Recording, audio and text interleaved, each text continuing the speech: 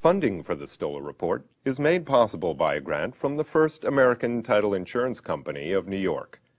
The First American Corporation is the nation's leading diversified provider of business information products and services that impact the major events of people's lives.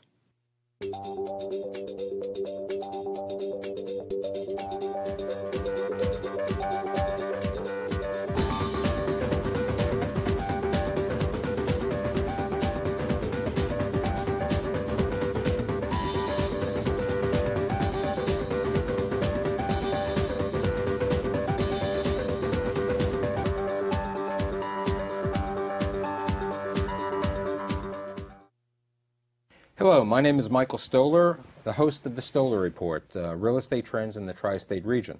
The topic of today's program is real estate developments in Brooklyn. My guests today include Joshua L. Muss, President of the Muss Development Company, David Witlentis, Chairman and President of Two Trees Management, and also Dumbo, down under the Manhattan Bridge overpass. Andrew Lance, a partner at the law firm of Gibson, Dunn and Crutcher. Richard Berrick, Deputy Director for Planning and Development, Office of the Brooklyn Borough President. Joseph Sitt, Chairman and Chief Investment Officer of Thor Equities. And last but not least, a good friend who's been with me on radio and now on TV, Lester Petracca, President of Triangle Equities. Thank you for all being here. Brooklyn, in some of the publications, it says that Brooklyn is the fourth largest city in the country. And it's the third largest area in business in New York, being Midtown being number one, Lower Manhattan is being two. Lots of things are going on in Brooklyn. And the question is, what took so long for some of these things to happen?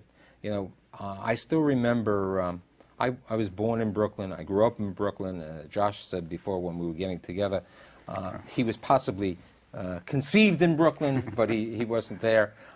Joe possibly was born in Brooklyn. Born and raised. Born and raised in Brooklyn. Back to live. Okay, David, you know, we have no idea. He came from Rochester, but you know, we had this situation. But I still remember, and I happened to even go to college in downtown Brooklyn at the former Paramount at LIU, the Brooklyn Center of LIU. And when I went to LIU, or I was there, nothing was happening. There was a Brooklyn Academy of Arts. You know, there was limited things. There was Abraham and Straus. There was Mays. There were a number of retailers. There was an RKO Albee. But for a number of years, nothing happened. Then in like 1982, 1983, Josh decided that since he was developing in office buildings in Queens, he did Flushing, he did other areas, Josh said, I want to go and develop in Brooklyn. That was 1994. 1984. 83. Okay, 1983, 1984. You didn't get into the ground. The building didn't open up to 1997. What took so long? Well, the primary part of our project that was sponsored and advocated by the city was a hotel. There were no hotels in Brooklyn. You were the first hotel in about 60 years. Well, it was the first new hotel. There are a few hotels that we don't talk about down by the Belt Parkway. The Half Moon Hotel was in Brooklyn, like too. No, in the place where one of the Bugsy Siegel, somebody got killed in one of the hotels. Well, actually, once upon a time, there were many hotels in Brooklyn, and they just closed down one by one. We saw it as an opportunity to build office space, actually. We were going to use the office buildings to subsidize the hotel. We figured that both would be a viable project. Our specialty was developing in the boroughs. A funny thing happened on the way to the end of the project, 13 years. There were issues of financing, there were issues of tenancies, there were issues of approvals. We saw it through, and in 1997 we opened up Renaissance Plaza, which is a 900,000 square foot office building, and the downtown Brooklyn Marriott, now known as the Marriott Hotel at the Brooklyn Bridge. When was it changed to the Marriott Hotel at the Brooklyn Bridge? Well, New York Marriott. When Marriott made a program of identifying locations, such as the St. Louis Marriott at the Arch, So Okay. it's to identify where they were. Right, like the inner harbor in Baltimore, Yes, the same idea yes. at the harbor. And it's been very, obviously, people now know where we are. Right. But as you said, it took 13 years for you to go from the beginning to the end. Now, David, in like 1982, went to Soho.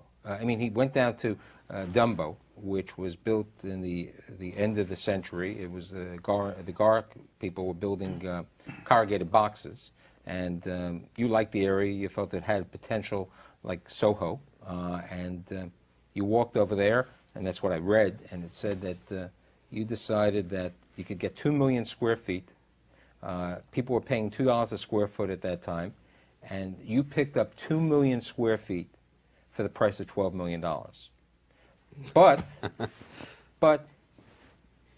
as you stated, I think, at the Newman Institute, and as you realize, the show was brought to you on the CUNY TV, in 2000, I think it was April of 2000, both Josh and David were on different days and different panels at the Newman Institute. David had stated in his comment, when he bought this, they said, and David created this word Dumbo down under the Manhattan Bridge overpass. He thought, many people, including himself, thought that you take out the O, and that's what David Walentis was. He was being dumb. That was your comment, right? I was the dumb and Dumbo. But you weren't the dumb and Dumbo. Well, it was great value. It was a great location. $2, $6 a foot, you know. I understand. Right. I understand. But survival. It took us almost 20 years to change the zoning from manufacturing to permit residential.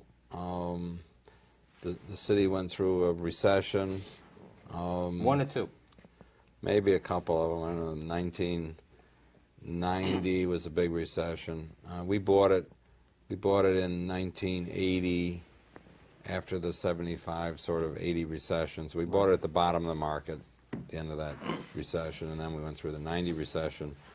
But when you bought Dumbo, okay, did you buy it with the opinion of building residential? I mean, Josh just said when he went to Renaissance, it was office for a hotel. It was a combination, okay? When you went over there, okay, this was corrugated boxes. I still remember when I started in public accounting, I think I went to do an audit in Dumbo, okay? It wasn't called Dumbo at that time, and I learned what corrugated boxes, as a Brooklyn boy, I never knew what a corrugated box you put the things in. And I don't know. I can't say. When I first went, we were in Soho 30 years ago, and then we went to NoHo, and then we went to Dumbo. So I certainly knew residential conversions and industrial to residential, and I saw these big buildings and the great views and the waterfront, and I said, I don't know what I can do here, but residential would be great. But was that your initial thought? Well, I knew that we couldn't do it at that time. The zoning was manufacturing, which precluded legal residential, and the politics of the city at that time was to protect manufacturing and shipping, and despite the fact that shipping had gone out of business on the Brooklyn waterfront 50 years ago, containers had gone to New Jersey, and manufacturing had been leaving the city for 50 years. But the political process takes a long time to catch up. I mean, Richard, who is here from the office of the Brooklyn Borough President, knows the political structure.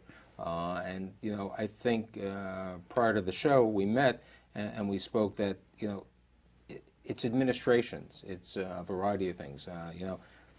In the 80s you had Ed Koch, then you had David Dinkins, then you had Giuliani, now you have Bloomberg, and administrations change time.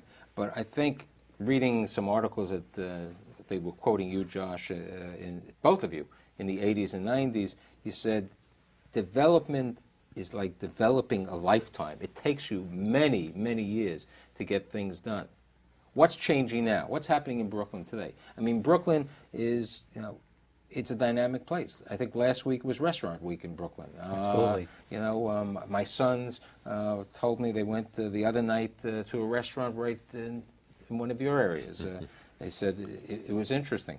And then my son said, where do you live? I said, you can go to Lester's property, because Lester's building in Cobble Hill, or you can go to Park Slope. But, I mean, I said, I remember when I would go to Brooklyn. It's this annual pilgrimage. I would take the kids, and I'd ride around Brooklyn, and I'd go into Borough Park, and I'd see the changes of Borough Park. Borough Park 20 years ago, you go into Williamsburg. It's changing. Why is Brooklyn becoming so hot today? I mean, it's open for discussion. I'm not asking, I'm not looking at one person. And as everyone knows, in the format of the Stoller Show, everybody's supposed to interrupt each other because I'll interrupt anyway. What's making it? Mr. Sitt, why is Brooklyn so hot? You grew up in Brooklyn. Why do you like it? I grew up there and I still live there. I think what's special about Brooklyn is it's not just one community. It's an amalgamation of lots of different communities. You've got the Jewish community, the Orthodox Jewish community, that booming and growing. You've got the new generation community, although some conflict coming over from Soho into the Williamsburg area. You've got Pakistani community, Muslim community, Chinese community, African American community, Hispanic community, and each one within their own enclave is really growing and booming and moving up the economic strata. In general, I found that just like stocks go up and down, communities that may have been passed or forgotten are the ones that are most likely to come back and succeed the farthest because of the infrastructures that are in place. Brooklyn has that infrastructure, be it in downtown Brooklyn or within those communities, waterfront, and as some of the successes that Joshua Musk could have testified to. Oh, we're going to talk about Josh, his project. His property. But before I get to Josh and talk about the Oceana, which is probably one of the nicest developments in Brooklyn, and it's also near Mrs. Stall's, the famed Knish. Okay, it's there. Okay, different people. We have Lester, who is a developer who's done most of the projects in Queens. That's correct. Did you have to Queens come in the Bronx. Queens in the Bronx. Did you have to get a visa to do this new development in Brooklyn? Well, I had to go meet with Marty Markowitz and get his blessing. Marty apologizes. He would have been here. I wanted him to bring a Junior's cheesecake. It was going to be part of it. But no, how'd you go into Brooklyn? I mean, you had done the Bronx. You had done other areas. Well, in the other areas, most of my stuff is commercial, say the retailer office. So how did you decide to try to be a Josh Musk? Because you looked at the historic neighborhoods of Brooklyn, and they were booming, and still are. And the ones on the outskirts are slowly awakening. As you speak about, Williamsburg has gotten very hot, and the artists were in there at one point when it was cheap. It's no longer cheap. No, Cobble Hill and Carroll Gardens. Half of the tenants of the David's place were artists at one time. Well, at that point, many of them are still illegal artists. At that point in time, there were other areas that were relatively cheap. David had the foresight, but it's a dynamic area, and as you speak of infrastructure, I think that's what makes Brooklyn Brooklyn. It's infrastructure, it's architecture, it's neighborhoods, Michael, the melting pot. The boroughs other than Brooklyn used to be suburbs. Brooklyn was a city. It was a city with its own fancy houses, with its own commercial areas, with its own culture. And the difference between Brooklyn and Manhattan is in Manhattan, during the last century, they knocked down most of the substantial buildings. In Brooklyn, it was never done. So now you have those extraordinary buildings in Brooklyn Heights, in Cobble Hill, in Crown Heights, in Bed-Stuy. Extraordinary building stock, all stone and brick. And so the neighborhoods are spectacular. And they're being discovered. Well, they're being discovered, but will they be destroyed? You just said... Destroyed by in some areas, although I can't say necessarily architecturally the best areas, but you're seeing in the southern part of Brooklyn where you have lots that are slightly overzoned and the land value knocks down the building. Sometimes those buildings have nice character, sometimes they're like 1920-ish suburban, what were kind of close to tract housing for its day. They weren't very spectacular, but we're getting intensive densification. But what Josh said, and it's a fact. I'll give you a good example. Manhattan today, 33rd Street, 32nd to 33rd Street, directly across the street from the Empire State Building. You had Seinfeld's Chinese restaurant, a White Castle, a bagel store, and this is an entire square block. That block is being ripped down, and they're putting up a luxury condominium at prices that Mr. Valentis would like to get. Which he's probably getting. He's getting them. I know. As David said prior to the show, what do you charge for property in Dumbo? Whatever I can get. But you go all around Manhattan. If the building doesn't have a historic, and even if they have a historic, they'll figure out a way. They're trying to knock it down. Okay, they're making Manhattan, office apartment towers. Okay, office buildings is not really the key. Not anymore. Okay, not anymore. But now it's all that. Now the question with the Brooklyn redevelopment plan is, someone in some of the articles, there's the Gotham Gazette and the Brooklyn papers, and all the other papers that I read, not the ones I write for, but you read, it says, is Brooklyn going to, in downtown Brooklyn specifically, are we going to lose this? Are we going to have all these are we going to have these towers? I'll tackle that. Okay. My role as chairman of the downtown Brooklyn Fulton Street Business Improvement District, I've gotten a number of letters from various folks related to the preservation and landmarks of a lot of the old buildings in Fulton Street and a lot of their concern about the revitalization. And I think the tact that Brooklyn, I'm hopeful and I'm starting to see go with is more of a renaissance than a demolition job to rebuild downtown Brooklyn.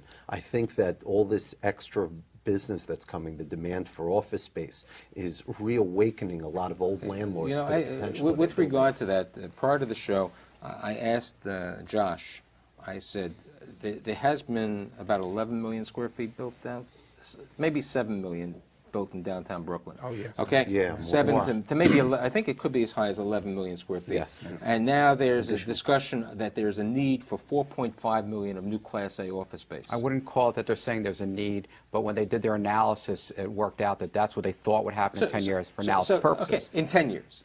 Yeah, Okay. but that's just No, a best Maybe guess. in 2 years. No, okay, fine. The question that I discussed with Josh prior to the show was that we need, okay, according to this plans and according to what the development proposal is, for 4.5 million of Class A space, be it 5 years, be it 10 years, or whatever it is. And Josh said, let's get the zoning approved that we can build it. And the zoning, by the way, is for much more than 4.5. It's more about 7 or 8, not even counting the historic properties along Fulton Street, which are underbuilt compared to the zoning. So you could do a lot more over time. Okay, but my question is, we have right now, maybe many of the guests here are prejudiced because you guys have an investment in Brooklyn. It's my hometown.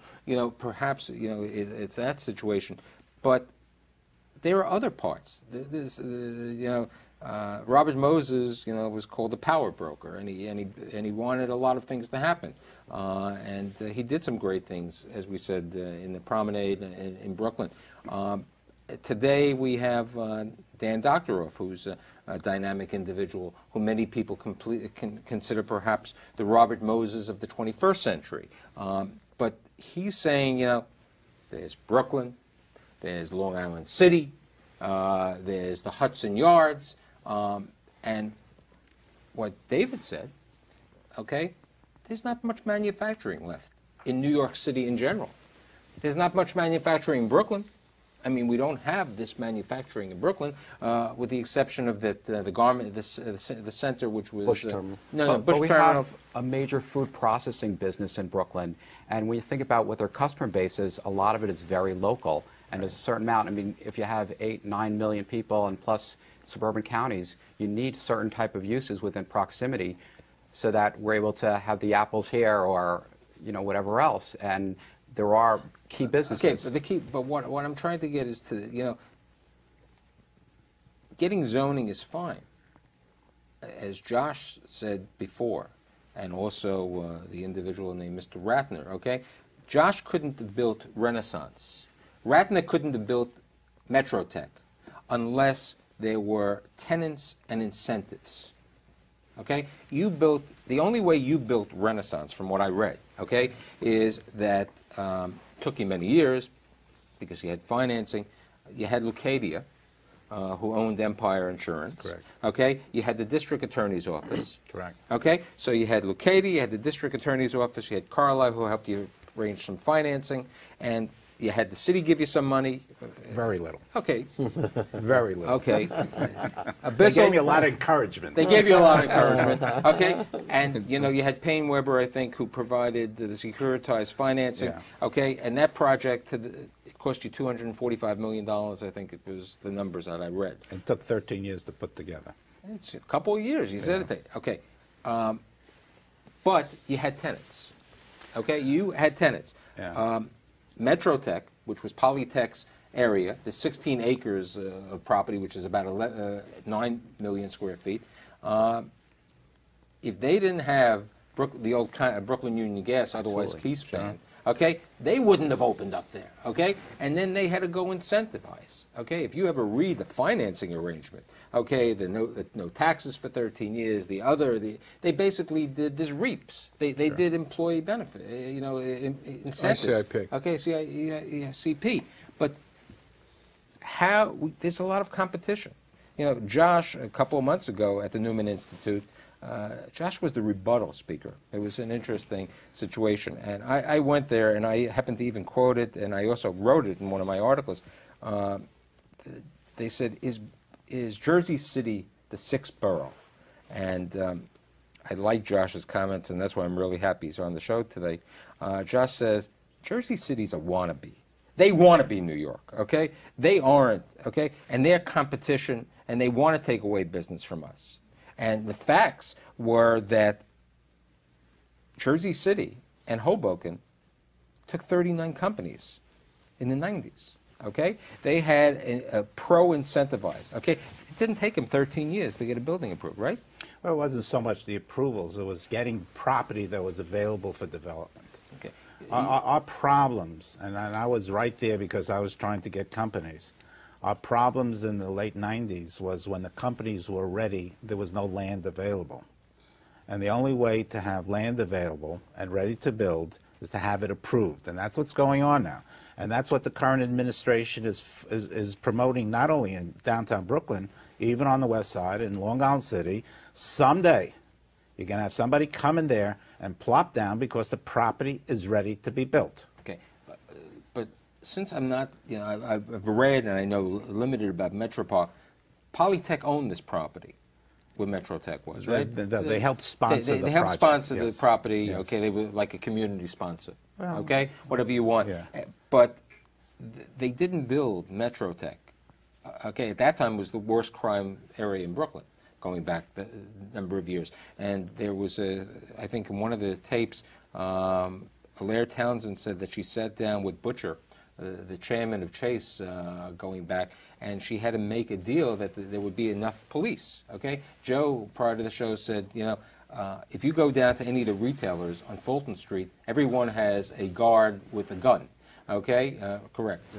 Police guard, okay. In Joe's property, the Galleria, I think it's called today. I still Galleria remember Fulton Street. The Galleria Fulton Street, you have no guns, okay? You have no guards in the store. You may have guards at the entrance.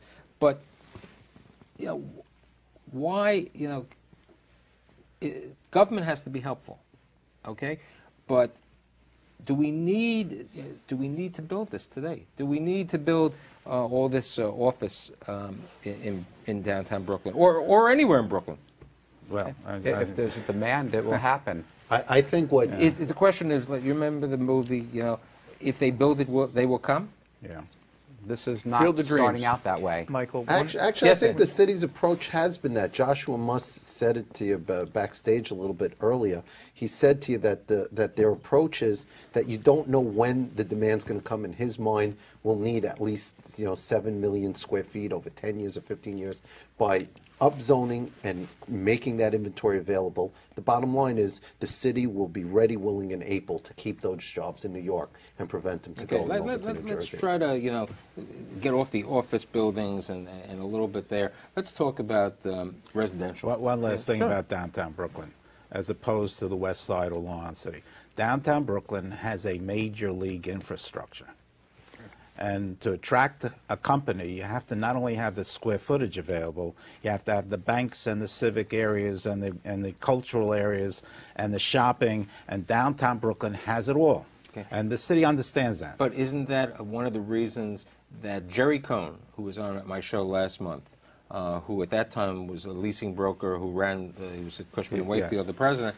He was responsible for most of the leasing of your property. I mean, A good part a of good portion. And he was Metrotech. He basically leased the Metrotech He property. was smart. He okay. saw it. And Jerry said the reason that the Wall Street companies, SIAC, okay, Chase, went to downtown Brooklyn was it was 10 minutes away. There was a variety of reasons. You okay? could walk there okay? in 15 minutes. Right. It was 10 minutes on the subway, okay? You know, 5 minutes. 5 minutes on With the subway. developers. It depends on how fast the subway takes. Door to door. Okay? Door to door, you know. A half a minute by car. Okay, it was very convenient. Okay, it was that it had some 24/7. I wouldn't say it had all the 24/7. It had restaurants.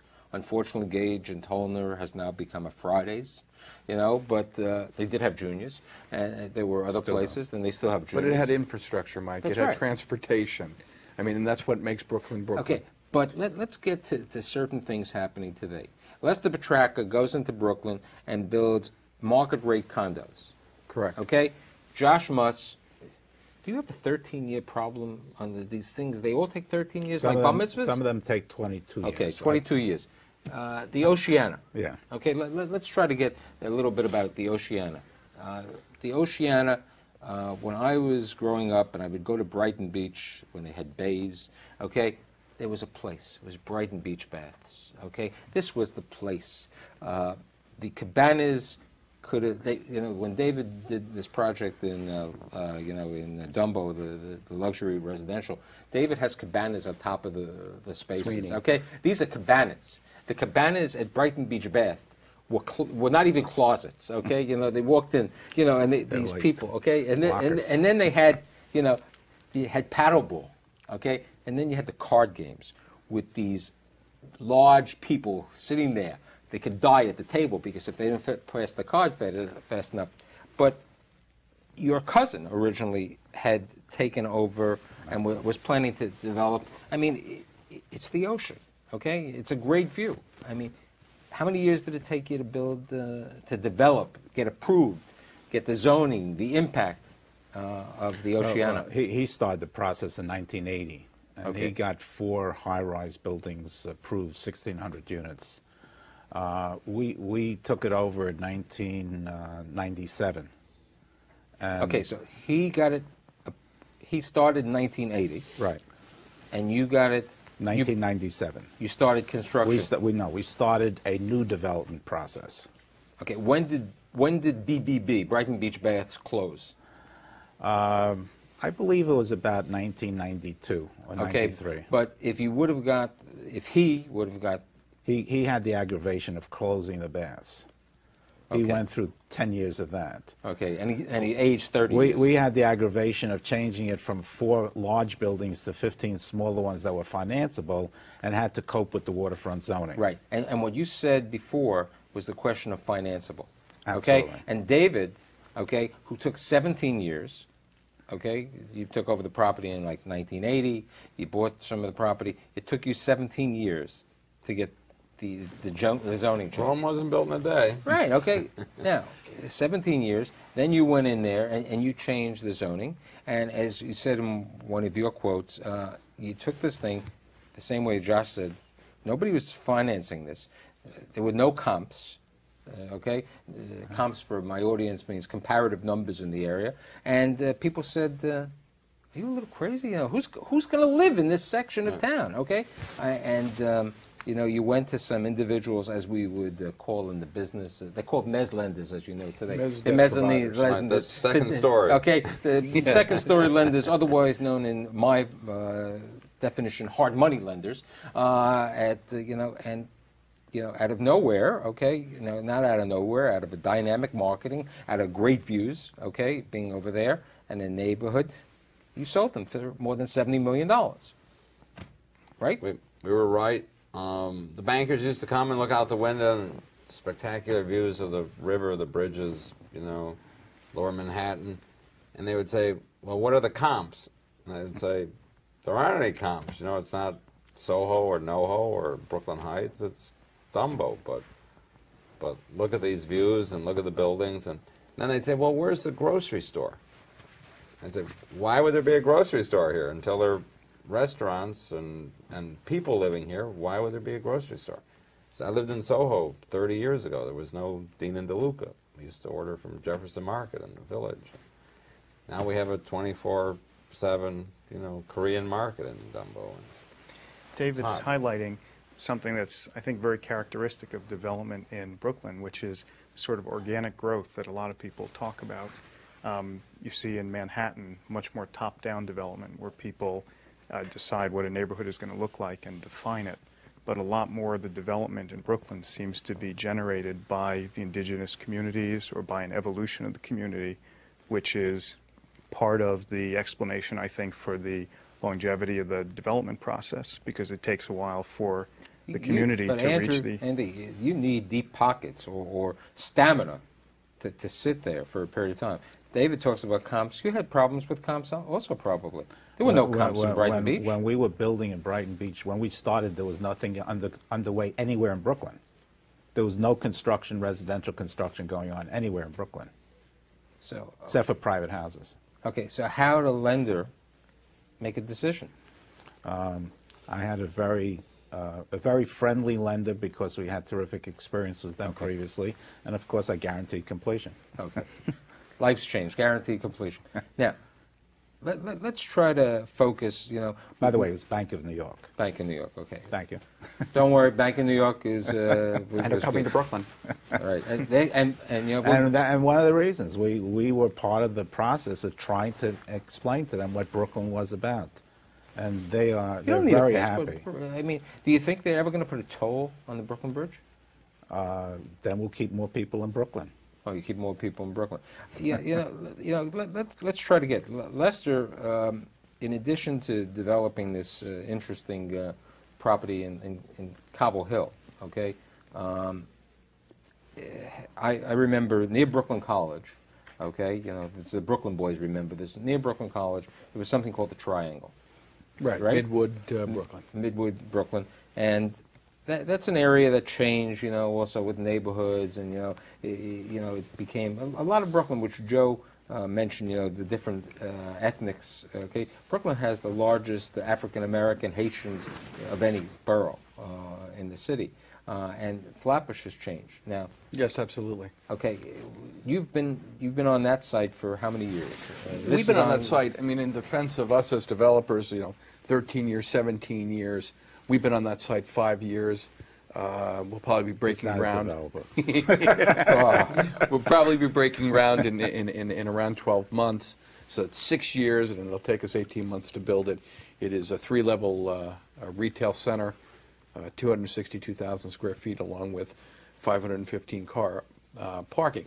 And the process is a ULURP, and the process is, you know, the MTA approvals necessary and the DOT approvals necessary, and these are the elements that go into the process of development and take time.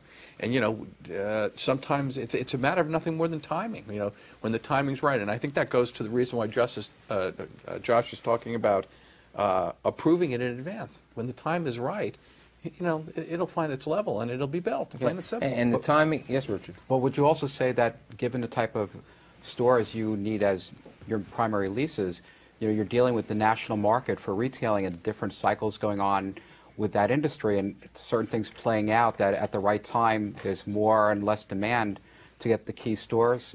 Absolutely. We developed, as Mike knows, a multiplex on top of a Toys R Us, Kids R Us in Whitestone that we own and manage. You took out the Adventures Inn. That is correct. Okay, you That got rid of the Ventures Inn and you made correct. this multiplex. Okay. Yes.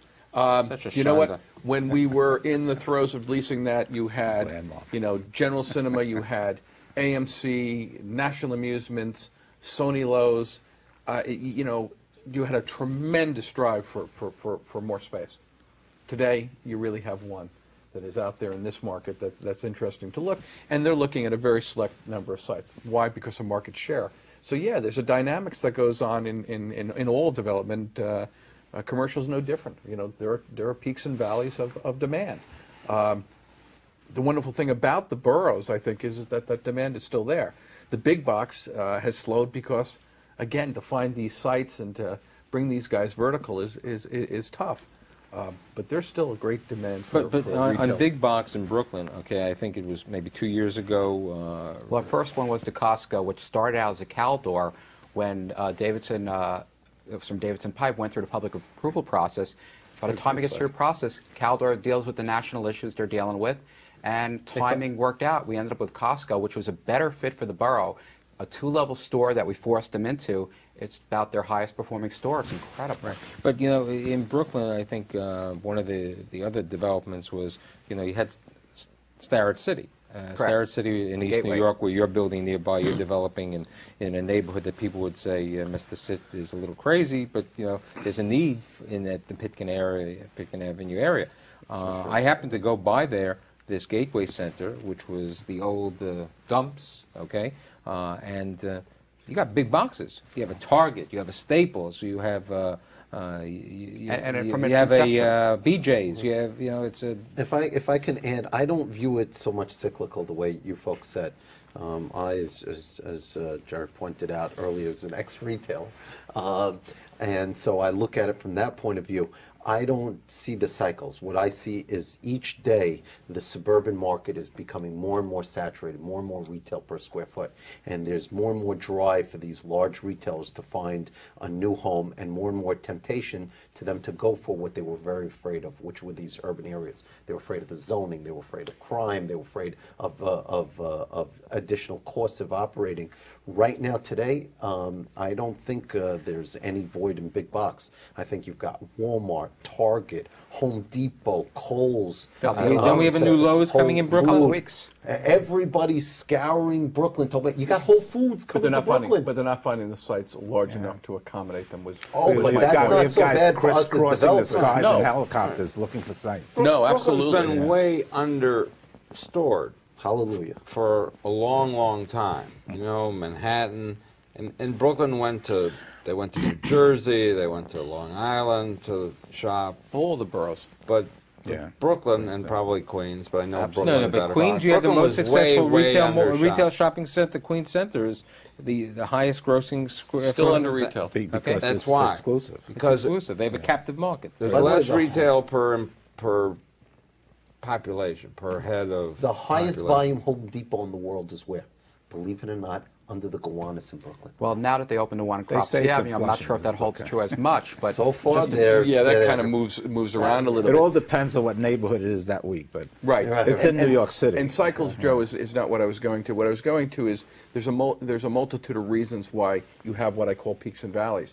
The day we sent out the executable lease to Kmart at our Junction site in Brooklyn, they filed for bankruptcy. That ended the process. And at that point, you know what? That helped You had them about go a for another handful- extra 2 years. Right. Yeah, but a handful of guys who all said hoop. Okay, Stearns had just come out of Atlantic Center and got hurt. But those they were did different kind of nowhere near their retailers. projected numbers. The Correct. first pioneers were not as financially stable as the guys today. Today, you'd have a hard time convincing me that Walmart and Home Depot are a potential credit risk. The guys that are out there aggressively looking for sites are the guys that are going to make it for the finish line. If Walmart gets in trouble, You're right. I guarantee you it's going to be That's what not said- for that's many, what they many said moons about from today. Kmart. Walmart's been looking at a site that we have in Queens an for old company. for Walmart's a 3 young years baby now. still. I mean, they're so slow, and they can't get the concept of retail in the boroughs because it's vertical. You know, they want their prototypical. Well, guys, you got to give up on that prototypical. It takes them 3 years to figure out that they want to find give them up on the giving it up. prototypical. You know, They Home are, of Depot course was they are. looking in Brooklyn, And the Walmart's modified holding their out. box. Walmart's holding out. Right, going for the smaller square footage. Walmart's holding They out. think they're going to find the 20-acre field. Wait, but With there was, 2,000 there was That's an exactly article right. in the Times about a week and a half ago showing a Walmart that opened in Los Angeles. Right. Okay, with a different type of venue. I mean, it didn't have it I was know a it extremely well. okay. Look. You know, it was a different market. They tried to do things. 3-level Guys- with an escalator that physically takes your shopping cart up and down. Which is So the that way you that get that Costco balance. has. You've never been to Costco? But the Middle Village. Costco is the same way. Home Depot, and Lowe's wanted that Junction site in the worst way. What was the problem? The community in no way, shape, or form would have accepted it. So what you're saying is, Okay. wait, so All right. less than, Well, it's you know part what? year two It's is still community. typical. Wait, the community boards, okay, right now, you want to build right near on your property. And last week, I think, Speaking right now. in the Village Voice. Tonight they're having a community board meeting. The community That's says, what it is. Walentis is going to ruin the view. You know, it's community boards. Well, unfortunately, the local board, they voted against the rezoning of Dumbo to permit residential, 7 years ago. They voted against it. When we went back to rezone an additional piece, they voted against it. And the paradox is they love Dumbo. So, I don't know, I guess they can't help themselves. The problem is the political process is difficult, and politicians, unfortunately, are short-term people. They have to get elected every 2 years or 4 years. And we're all sitting around here. We've been involved in these projects for 13, 15, I don't know, I've been in Dumbo 25 years. There's nobody around politically that was here when we started. Yeah, that's. And I have to that's say, frustrating. Term limits? Sure. But that's also the opportunity. You get another shot at bat. If the first group turns you down, that the next... But you got to start all over again. Yeah, the problem is that the people are afraid of change. Everybody's afraid of change. And it doesn't matter that it'll be good for the city or good for the neighborhood. If it gores their ox, they get displaced or their view gets blocked a little bit. That's what they care about. Okay, we have two stadiums that are being discussed Arena today. and a stadium. An arena and a stadium. I apologize, Richard. We have an arena and a stadium. We have a stadium in Manhattan, which is not the topic of today's program, and we have an arena, okay, right near where they had planned for another Rabbits Field or something. Is that going to happen? Yes. Yes. I hope so. Okay. Is it going to happen with the residential component? Some, yes, I think. But isn't there, prior to the show we said, and Josh said, there aren't affordable housing in Brooklyn. Okay? We're doing these things. Joe was talking that he's doing a development on Ocean Parkway and maybe in the S&T area. And he said to me, Mike, do you realize what it's going to cost us just to buy the land? He said an 80 by 100 went for $11 million recently. I would say that to get a scale that somebody would want to enter with would cost a pretty ticket. Okay. 100 by 100. If somebody wants to build up a residential development, cost of entry would probably be easily that, if not more. But the demand is there. We're doing, by the way, we're not just doing that area. We're also doing Coney Island now we're looking at, and we're doing as well in downtown Brooklyn on a site that we have in Flatbush and Willoughby. And the answer is right now the market's demanding it. Will it stay that way if interest rates go up? That's the scary part. Okay, my question for all the group is, Leicester is building condominiums, okay, in Cobble Hill, That's correct. Okay, and in Park Slope, perhaps. Okay? Absolutely. In Yeah, Park it'll be Slope, okay. condos as well. Josh is building, has built, and as you said before the show, nearly everything is sold in Brighton Beach in the Oceana, okay? They're at $500, $600 a foot. Well, some of them have approached that, yes, Okay, at this point in right, time. okay, at this time, I mean, at the original time, it may have been $300 a foot. Started much okay? lower. Mr. David over here is, a Dumbo. It could be 800 in some of them. We got 1,000 for one of them, but Okay. the average is $600, $700. Okay, Got 900 okay. for one of them, too. It's a big Okay. deal. You know what? Okay, here is the question, cost. okay? Not everybody is earning X dollars, okay? Where do people live? Okay, you're saying that there's a lot of development in Brooklyn. A good number of the people who work in Metro Park live in Brooklyn. Metro Tech. Metro Tech. They live in Brooklyn. Okay. Well, a lot of them went to Williamsburg, and then They the can't prices afford it. went- They can't Right, afford it they any can't longer. afford That's it. right. Okay, so where they've gone. Okay, and David, okay, the old Board of Education property. David bought it, 110 Livingston Street.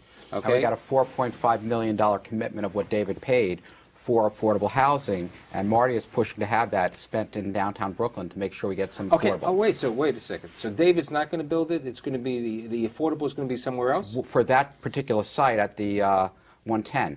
Yes.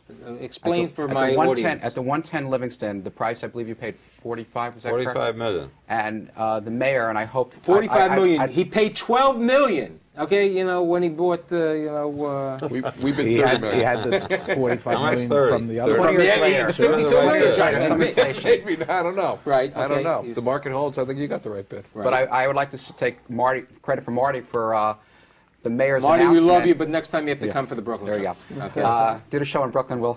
Okay. 4.5 million that we pushed to have affordable housing done, and the mayor announced it with a press release. And at that time, Marty's comments talked about making sure the 4.5 million stayed locally and in the downtown plan. No. Here's my question. When many builders build in Manhattan, and they build an 80-20, 20% of the units within the building have to be low income or affordable. In the property on 110 William, you don't have affordable? Are you going to have the 20%? At 110 Livingston Street, no. The So 80-20 program is a tax-exempt financing program that works very well in Manhattan because the market rents are very high, and also the as-of-right tax abatement is different than the boroughs. For new construction in the boroughs, you get as-of-right. So tax basically, the $4.5 million is going to be used somewhere else to build affordable housing. Yes. Somewhere in Brooklyn. We don't have that Preferably restriction. downtown area. The big problem that Brooklyn has and Is the that whole coming city from has EDC? It's land. is We it's have not, X number city of budget. the big problem is that there's a lot of high-income housing being built. Right.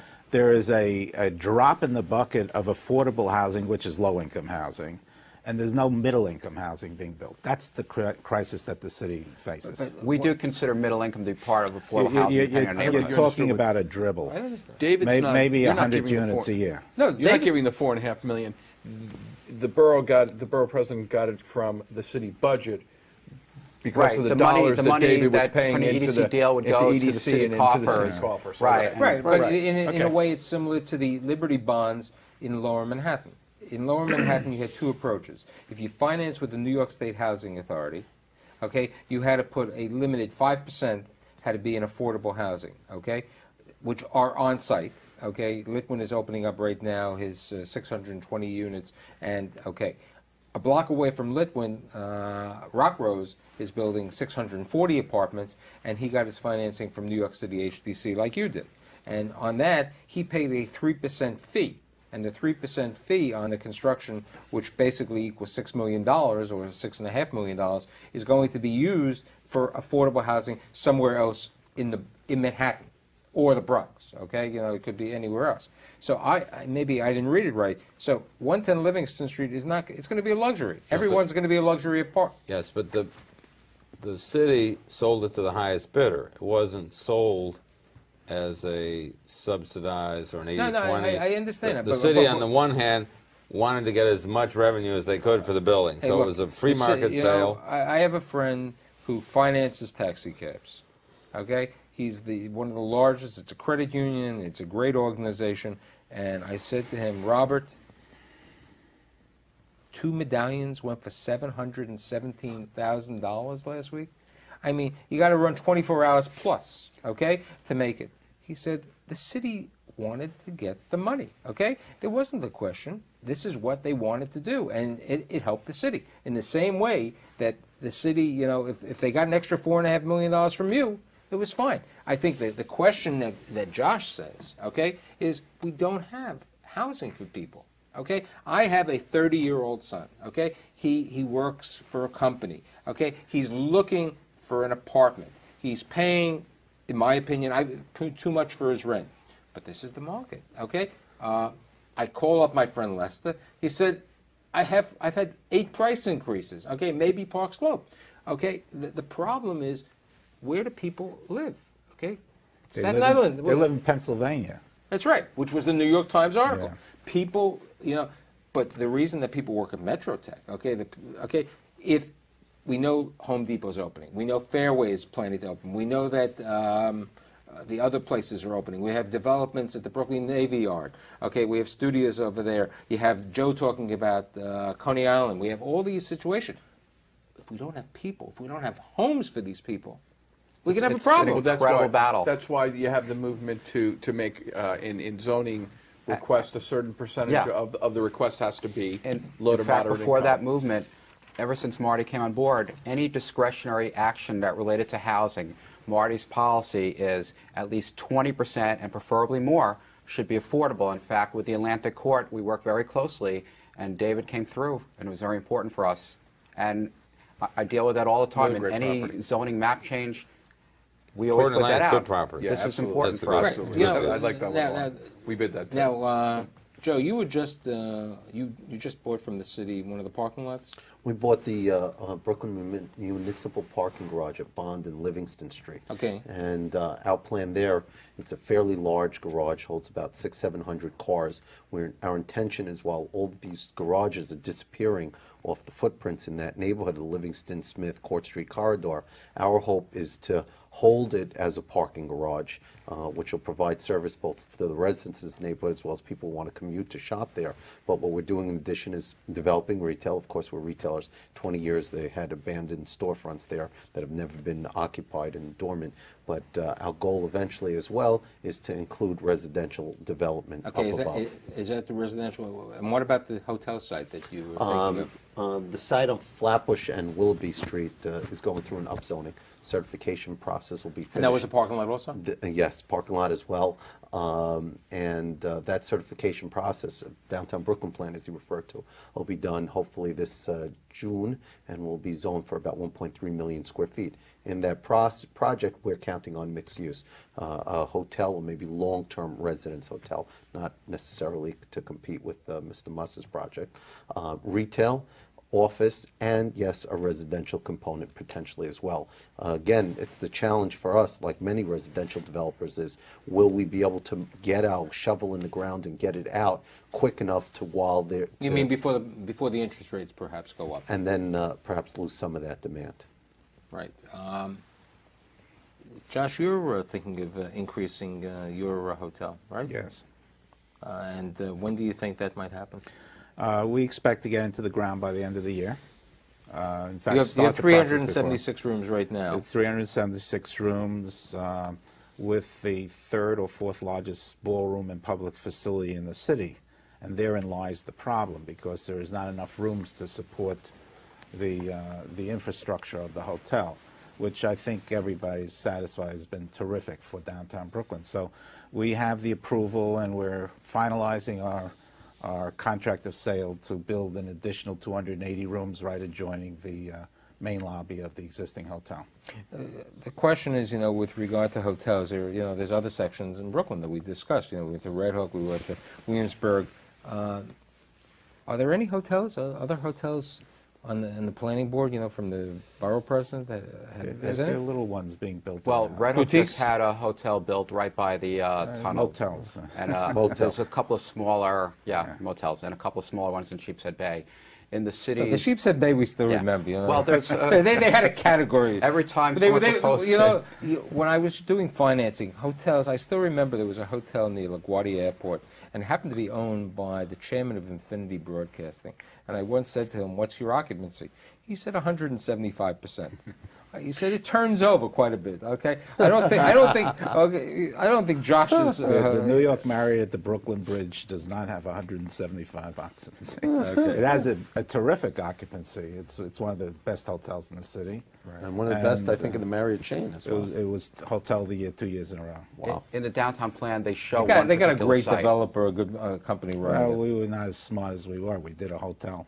But we did a nice But speaking of hotels, David, it was you on one of the properties, Empire Stores, I think, maybe at the. Well, it was Empire? on the waterfront. Okay. We proposed a Jean Nouvel design hotel, cantilevered over the water. It was spectacular. It's like Siami's decision when he's trying to build the $1 million or $2 million plus near the seaport. Okay, that brings up a question of the seaport. On one of my shows, I said, why did the seaport fail? Okay, I don't want to ask that, But getting on the situation, you have the Empire stores, okay, that people that you wanted, which you didn't get, okay, another. We got them 2 or 3 times. Now somebody else got it, but somebody else. Still hasn't been built. Okay, it hasn't been built, but the question is, Chelsea Market has been a great success, okay?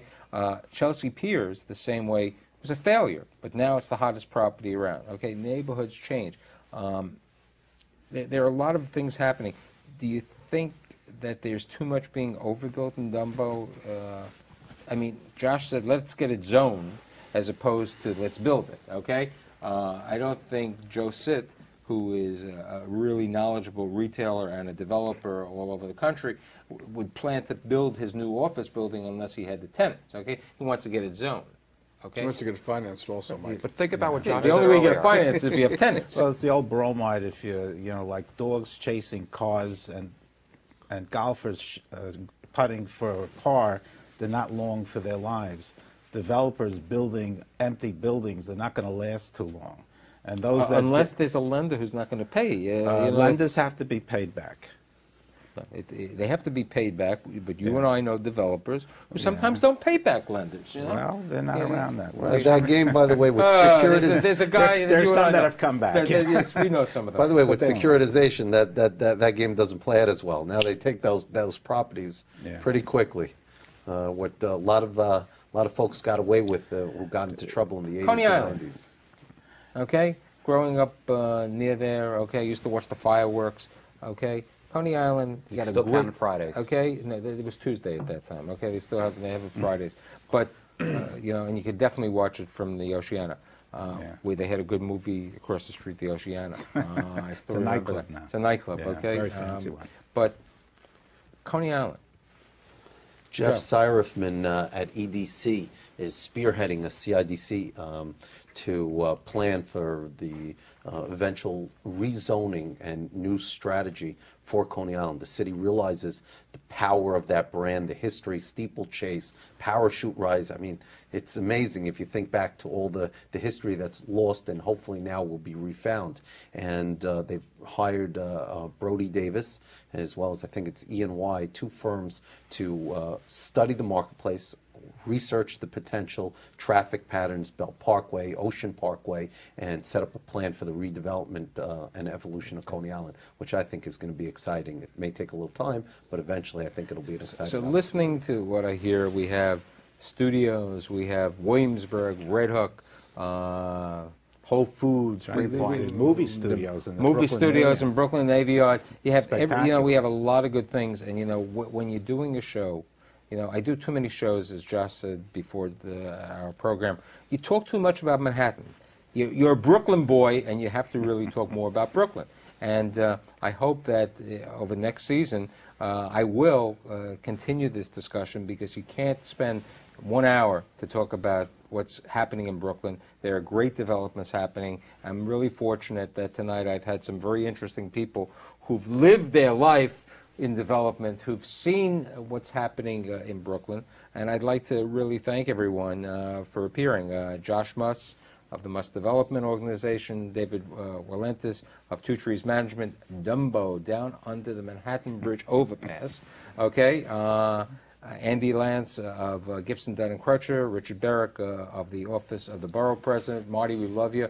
Next time we'll have lunch together, okay? Joe Sitt of Thor Equities, and definitely last not but least, my very dear friend Lester Petracca of Triangle Equities. We'll see you next month. When we go back, I'm sorry, Josh, we go into Manhattan. Just don't go to Jersey. No, we don't. This is the tri-state region, but we might do Jersey once in a while. But I thank you all for being here, and I look forward to seeing you again. Thank you. Thank you Michael. so much. Thank you.